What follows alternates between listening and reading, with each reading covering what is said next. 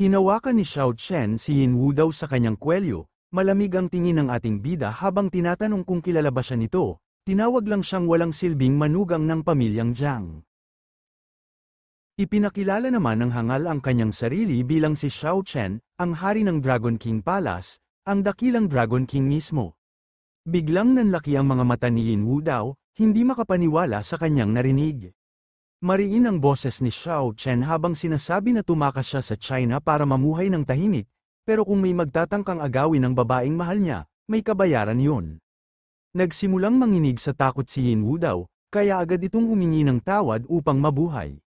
Pero malamig lang ang tingin ni Xiao Chen, sa diksyonaryo ng Dragon King, wala raw kapatawaran. Kaya sa ganun, sinakal ni Xiao Chen ang leeg ng ating bida, dahil dito, mabilis lamang itong nawalan ng buhay. Pagkatapos, lumabas ang kaluluwa ng ating bida, nakatingin sa papalayong grupo, sinabi niya na hindi siya kailanman magsasakripisyo ng buhay para lang sa isang babae. Sa kabilang banda, napansin ng ating bida ang isang magandang babae na tila bumaba mula sa langit, agad umiral ang likas niyang kalokohan at pagkamanyak, kaya hindi na siya nagdalawang isip na lapitan ito. Napansin ng babae ang katawan ng ating bida at sinabing ito ang hinahanap ng system. Nilapat niya ang daliri sa noo nito, at nagsimulang gumana ang godly villain system. Dahil dito, nagtaka si Yin Wu daw kung anong araw ang nangyayari. Nagkaroon naman ng void of space sa walang buhay na katawan ng ating bida. Kaya sa hindi inaasaang pangyayari, bigla na lamang siyang nagising habang namumula ang mga mata nito. Pagkabuhay ni Yin Wu daw, agad niyang nadatnan ng isang mainit na pagtatalo. Ang biyenan ni Xiao Chen ay galit na galit habang pinapagalitan siya nito. Tinatawag itong inutil at walang silbi.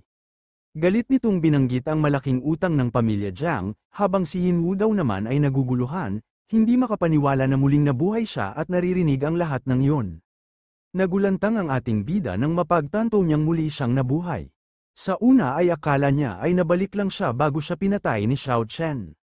Ngunit laking gulat niya nang biglang lumitaw sa harap niya ang isang asul na screen. Ipinakita doon na aktibo na ang godly villain system at ang unang misyon ay makaligtas. Napatitig siya sa countdown na nagsimula sa 30 minuto, at doon niya naisip na kung mabigo siya, muli siyang mamamatay paglipas ng oras na iyon. Nagtatakang nagtanong ang ating bida kay Jiang Ruizu kung anong araw ang nangyayari. Lumapit naman si Jiang Ruizu, may bahid ng pag-aalala sa mukha habang marahang hinawakan ang ulo ng ating bida at tinanong kung ayos lang ba siya. Dahil dito, tinignan ng masama ni Xiao Chen si Yin Wu daw ng masama. Nagalit ang ating bida, bigla niyang itinulak palayo si Jiang Ruizu at mabilis niyang sinabi na lumayo ito sa kanya, naguguluhan kung bakit tila ganoon kabilis ang mga pangyayari. Agad namang lumapit ang matandang babae at hinawakan siya, pinipigilan ang galit niya habang sinasabing hindi karapat-dapat sa kanyang puot ang taong kaharap niya. Ipinahayag ng matandang babae kay Xiao Chen ang dahilan kung bakit nakakuha ng 10 bilyong puhunan ang pamilya Jiang, dagdag pa niya, dahil sa malaking ambag ni Yin Wu daw, si Jiang Ruizu mismo ang nagpasya na pakasalan nito. Nanlaki naman ang mga mata ng ating bida at napasigaw sa gulat, iniisip kung gusto ba talaga nilang paikliin ang buhay niya. Sinabi naman ni Xiao Chen at mariing sinabing siya mismo ang Xiaodong ng kumpanyang nanguna sa nasabing pamumuhunan. Siya raw ang tunay na dahilan kung bakit nakuha ng pamilya Jiang ang malaking proyekto. Kasabay nito, biglang nag-apoy sa galit si Jiang Ruizu at walang pag-aalinlangang sinampal si Xiao Chen, mariin niyang sinabi na huwag nang magmayabang si Xiao Chen, na hindi porket pareho silang may apelyidong Xiao ay may karapatan na itong makisalamuha sa Chairman Xiao. Hindi pa doon natapos ang galit ni Ruizu, halos nanginginig ang boses niya habang sinasabing isa siyang walang hiya at mapagsamantala, lalo raw niyang kinamumuhian si Xiao Chen sa bawat sandaling nakikita niya ito. Dahil dito, lalong natakot ang ating bida sa kalagayan nito. Itinuro naman ni Jiang Ruizu at mariing idineklara na ang pamilya Jiang ay hindi nagpapalaki ng mga talunan o walang silbi, pinapaalis niya si Xiao Chen mula sa tahanan ng Jiang. Sa loob-loob ng ating bida, para bang alam niya na eksakto itong mangyayari. Ngumisi naman si Xiao Chen at tahimik niyang ibinulong sa sarili na magsisisi nga raw ang mga ito. Lalong nagpanik ang ating bida, iniisip na dapat mapigilan niya ito bago pa niya mabuksan ang kanyang bibig, dahil kapag nagsalita si Xiao Chen, tiyak na may mangyayaring hindi nila inaasahan.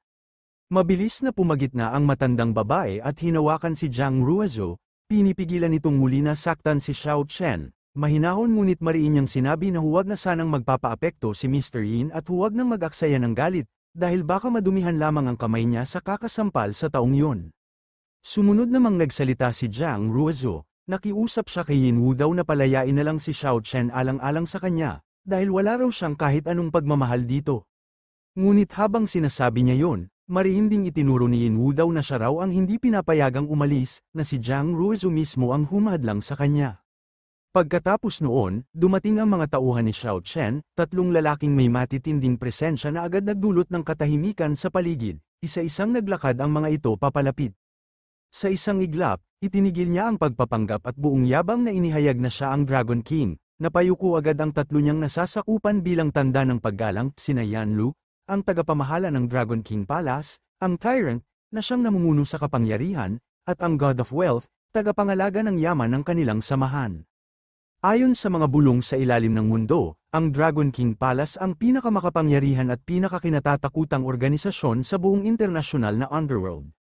Maya-maya, nagsalita ang tatlo, galit at mariing ipinagtanggol ang kanilang pinuno, binanggit ng God of Wealth na kapag sinuwi ang Dragon King, mawawala ng halaga ang kontrata kahit pa ito'y nagkakahalaga ng 10 bilyon. Sinundan siya ng Tyrant na nagsabing kaya niyang burahin ang dalawang pamilya sa Jiangcheng sa isang tawag lang, at sa huli, si Yan Lu, mariing sinabing handa siyang pumatay sa utos ng Dragon King. Dahil dito, natakot ang ating bida, hawak ang ulo, halos mabaliw sa takot at pagkalito habang iniisip kung kailangan na naman ba niyang mamatay, ngunit sa gitna ng takot, mariin niyang tinanggihan ang kapalaran, hindi na siya papayag na maging hagdan ng iba. Sarkastikong ngumisi si Xiao Chen habang tinitigan ng ating bida, sinabi niyang kaya niyang bigyan ito ng marangal na kamatayan, ngunit kailanman ay hindi niya tatanggapin ang pagmamakaawa nito. Sa halip, nanatiling matatag ang ating bida, malamig ang tingin at mariing inisip na hindi siya kailanman yuyuko o hihingi ng awa. Mayabang nang umiti si Xiao Chen habang sarkastikong sinabi na kahit gaano pa kalakas ang angka ng Yin sa buong China, ang Dragon King Palace ay isa lamang daw butil ng alikabok sa harap niya. Tahimik lang ang ating bida ngunit mariin ang tingin, sinabing isang tawag lang mula sa kanya, siguradong katapusan na ni Xiao Chen. Ngumisi si Xiao Chen habang mapanuyang itinuro ang ating bida, sinabi niyang matindi raw ang tapang nito para magsalita ng ganoon, at nagtanong kung sino raw ba ang may ganong kapangyarihan na nagbigay sa kanya ng lakas ng loob para tumayo laban sa kanya. Pagkalipas ng 15 minuto, isang babae ang dumating na may matalim na tingin at awtoridad sa bawat hakbang, siya si Luman, pinuno ng Red Shield Special Operations Team, sa malamig na tinig ay iniutos niyang arestuhin ang lahat ng naroon. Agad pumasok ang mga armadong tauhan, sumugod at pinadapa ang mga tauhan ni Xiao Chen. Tumawa na parang demonyo ang ating bida habang pinapakita nito na siya ang tumawag sa mga ito. Sinabi ni Luman kay Xiao Chen na siya ay inaaresto, ipinahayag niyang si Xiao Chen ang pinuno ng isang ilegal na organisasyong kumikilos sa labas ng China at matagal nang kasama sa International Red List, dagdag pa niya, ang kusang pag-amin ay mapapagahan, ngunit ang pagtanggi ay haharap sa mabigat na parusa. Dahil dito, napanganga si Xiao Chen dahil sa kanyang sitwasyon at takot. Kasabay nito, nahuli na si Xiao Chen, nanlilisik ang mga mata nito sa galit at mayabang na tinanong si Yin Wu daw kung natatakot ba itong harapin siya ng mag-isa. Ngunit inasar lamang siya ng ating bida, na wala nga raw siyang pakialam sa kagaya niyang hangal. Galit namang nagsalita si Luman, pinagsabihan niya si Xiao Chen na mag-behave at huwag magmalaki, dahil wala siyang pakialam kung sino pa silang cultivator o Dragon King. Habang papaalis, sinabi ni Luman sa ating bida na matatanggap na niya sa lalong madaling panahon ang kalahating milyong pabuya para sa kanyang ulat. Bahagyang ngumiti si Yin Wu daw at magalang na tugon niyang ikinatuwa niyang makatrabaho ito. Pagkatapos nito, biglang lumitaw ang system ng ating bida at binati siya sa matagumpay na pagtatapos ng kanyang gawain. Tahimik niyang pinagmasdan ang mga lumalabas na impormasyon, at napagtanto niyang sa tuwing tatalunin niya ang isang Heaven's Chosen, maaari niyang samsamin ang kanilang kapangyarihan. Lumitaw din sa kanyang system ang Dragon Chi ni Xiao Chen, tinanong din siya ng kanyang system kung gusto niya ba nga raw itong makopya o mawala kay Xiao Chen. Kapag nawala na ang kapangyarihan ng Chosen One, lahat ng pera nito ay mapupunta sa host. Naisip ng ating bida ang gamit ng tinatawag na Pride Points, napangiti siya ng bahagya, para bang laro lang ito, tulad ng kapag pumapatay ng halimaw at may nalalaglag na gantimpala. Ngunit nang sumagi sa isip niya ang mga salitang hindi marunong magpatawad ang kalaban, Nagdilim ang kanyang ekspresyon, malamig ang kanyang tinig nang sabihin na kung ganoon, wala na siyang pagpipilian kundi siguraduhing walang matitirang anumang bakas, kaya pinili niya ang pagkawala ng Dragon Chi ni Xiao Chen. Sa kabilang banda, bigla na lamang nanghina si Xiao Chen at nawala ng lakas ang kanyang katawan, dahilan upang mapaluhod siya sa sahig. Galit namang nagsalita si Luman, mahigpit na binalaan nitong kumilos ng maayos at huwag magtangkang mandaya. Pagkatapos nito, natuwa ang ating bida nang makita ang resulta sa kanyang telepono. Sa loob ng ilang sandali lang, pumasok agad ang napakalaking halaga sa kanyang account, mahigit 30 bilyon. Ang pera na ito ay ang pera ni Xiao Chen at ang nakuha nitong gantimpala. Napaisip naman dito si Jiang Ruizu na naantala ang pamumuhunan, naaresto si Xiao Chen, at patuloy pa ring lugmok sa krisis ang pamilya Jiang. Sa dulo, mahinaong sabi ni Yin Wu daw, nakasalalay pa rin ang lahat sa magiging pasya ng ating bida. Napaisip si Jiang Ruizu, naalala niyang mula nang dumating si Xiao Chen, hindi rin naman nila ito tinrato ng maayos, hindi man sila tunay na namuhay bilang mag-asawa, ngunit kahit kailan ay hindi rin ito ipinahayag ang kanyang tunay na pagkakakilanlan, pawang kasinungalingan lang ang iniwan nito sa kanya. Ngayon, napilitan siyang ialay ang sarili kay Yin Wu daw kung nais pa niyang maisalba ang kanilang pamilya, ngunit sa bawat sandaling yun, mas lalo niyang naramdaman ang bigat ng sitwasyon, alam niyang ang lalaking ito ay mapang-angkin, mabagsik, at babaero. Sa loob ng kanyang dibdib, napuno siya ng pait habang iniisip na para sa ikaliligtas ng pamilya, nasira naman ang sariling buhay niya. Kahit masakit para sa kanya, humingi ng tulong si Jiang Ruizu sa ating bida, para iligtas sana nito ang pamilya Jiang.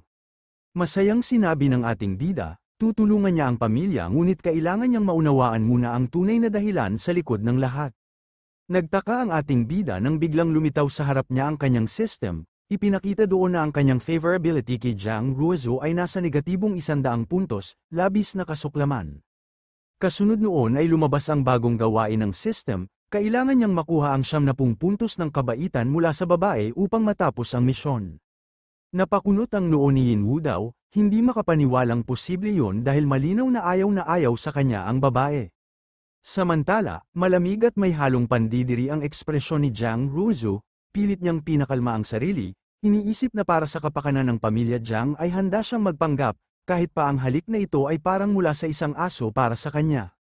Biglang magsalita si Yin Wu daw, sinubukan nitong maging magalang, sinabi niyang tila sinusubukan nitong makisama, pero labis daw siyang nandidiri rito.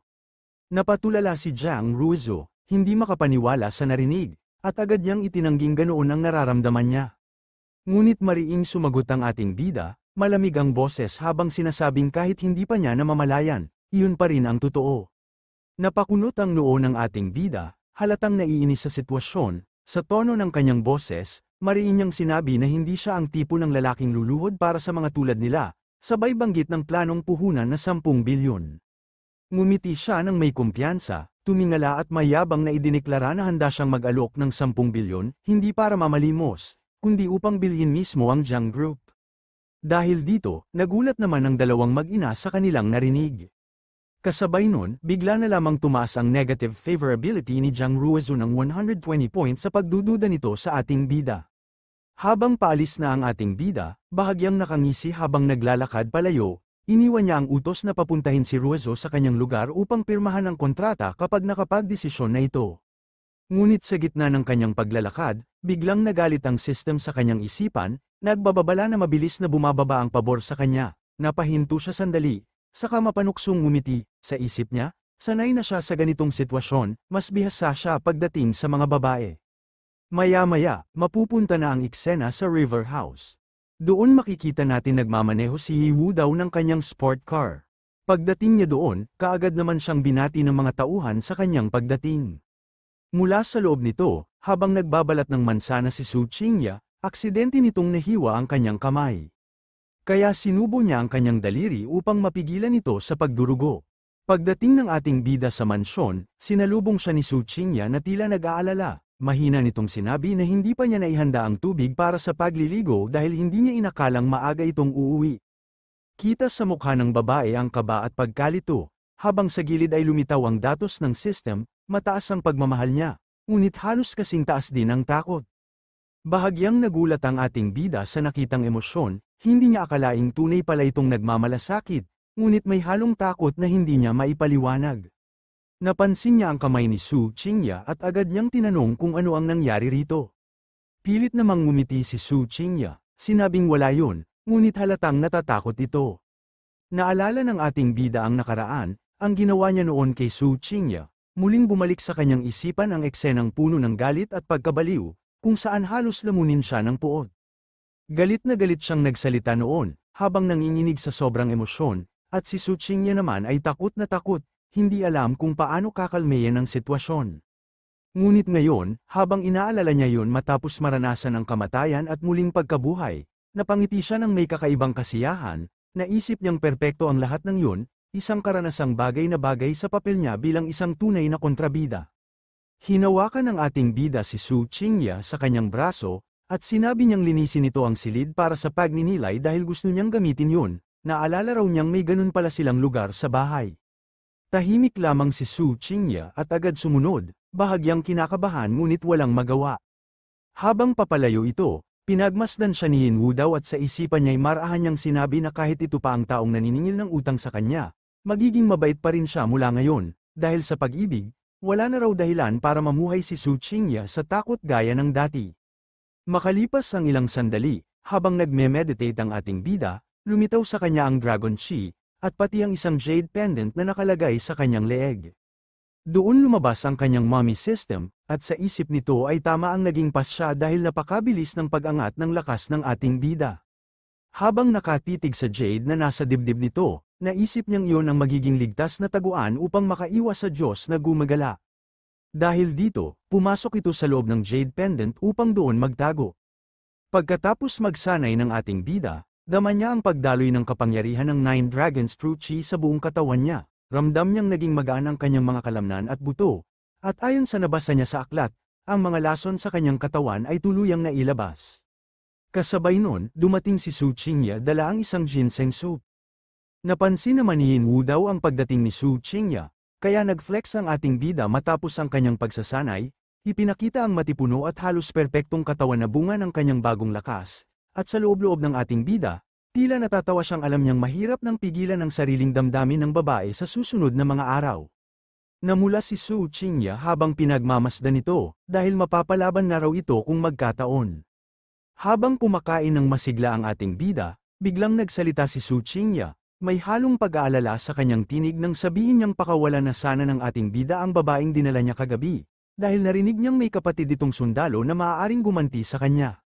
Ngunit tumayo lang ang ating bida, kalmado at walang pakialam, sabay sabing wala siyang ideya sa sinasabi nito, pagkatapos ay nagpaalam siyang maliligo muna dahil pakiramdam niya ay pinagpawisan siya.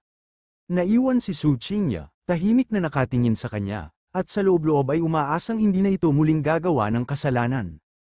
Maya-maya, pagkalabas ng ating bida mula sa paliguan, hawak pa ang tuwalya sa ulo, naguguluhan niyang inalala ang sinabi ni Qingya tungkol sa isang babae. Hindi niya maalala kung sino ang tinutukoy nito. Habang nag-iisip, napahinto siya nang may marinig na kakaibang ingay sa silid. Agad siyang napatingin, at laking gulat niya nang makita ang isang babae na mahimbing na natutulog sa kanyang kama, at sa sandaling yon, hindi niya maiwasang mapaisip kung ano nga ba talaga ang nangyari kagabi. Naalala ng ating bida ang nangyari kagabi, habang naguguluhan sa mga pangyayari, sa isip niya, tama nga si Su Qingya, ang babaeng tinutukoy ay siya mismo. Habang bumabalik sa alaala, naalala niyang may isang babae na dinala ni Jiang Renjia, isa sa 4 na kilalang kabataan ng Jiangcheng, sa lugar kung saan sila nag-inuman. Ngayon, gulat na gulat siyang makita na ang babaeng yun ay nasa kama niya. Napaisip siya kung anong kasalanan ang nagawa niya para mapunta sa ganitong sitwasyon. Ramdam niya ang kaba dahil malinaw sa kanya na ang babae sa tabi niya ay may dalang panganib. Habang naguguluhan pa rin, biglang nag-ingay ang system sa isipan ng ating bida. May bagong utos itong ibinigay, isang babala na papalapit na ang tinaguriang hari ng mga sundalo, at ang tanging layunin niya ngayon ay manatiling buhay. Nagulat siya at agad na kumilos, mula sa bintana biglang bumukas ang pinto at isang lalaki ang sumugod sa loob. Mabilis lamang nito na natatalo ang mga bantay ng ating bida na walang kahirap-hirap, at isa-isa nitong sinisipa sa mukha ang lahat ng makita nito. Napuno ng takot ang pagmumukha ni Yin Wu daw dahil hindi na niya alam kung ano na ang gagawin nito. Pagkatapos matalo ng lalaki ang lahat ng tauhan ni Yin Wu daw, hinawakan niya ang ulo ng isang tauhan at masama itong tumingin sa lokasyon ng ating bida, Nagulantang sa takot si Yin Wu daw nang maramdaman niya ang nakapangingilabot na presensya ng kalaban, napaisip siya na sa pagkakataong ito, mukhang malas talaga siya, dahil sa harap ng ganoong lakas, tila wala siyang pag-asa.